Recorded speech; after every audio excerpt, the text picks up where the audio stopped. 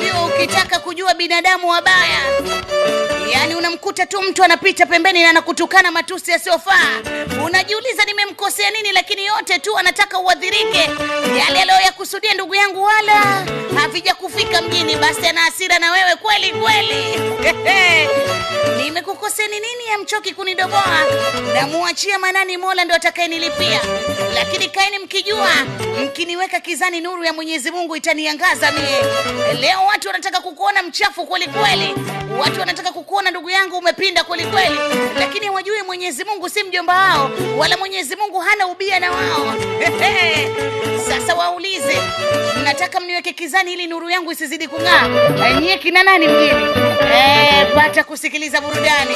Lakini kikubwa zaidi, wale wenye roho ya choyo, wenye roho ya chuki, wasiopenda maendeleo ya wenzao, mimi niseme tu nawapa pole, tena nawapa pole kweli kweli. Maana kila siku mtazidi kufedheka nyoyo. Kila siku mtazidi kuumia kwa sababu ya mafanikio ya wenzenu. Alafu Mwenyezi Mungu alipokuwa mkali sasa, unamwombea mwenzio baya, Mwenyezi Mungu anazidi kumfungulia. Mtalia sana. Mtaniona hivi hivi, yangu yananiendea mie.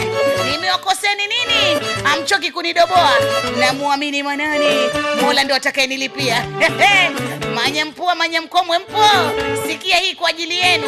Maana binadamu atupendeleani mema, binadamu atupendeleani haki. Binadamu upendi kumuona mwenzio anapendeza mjini, unataka achunde kama ulivyochunda wewe bibi. Umeshapigwa bao mjini, tulizana tu.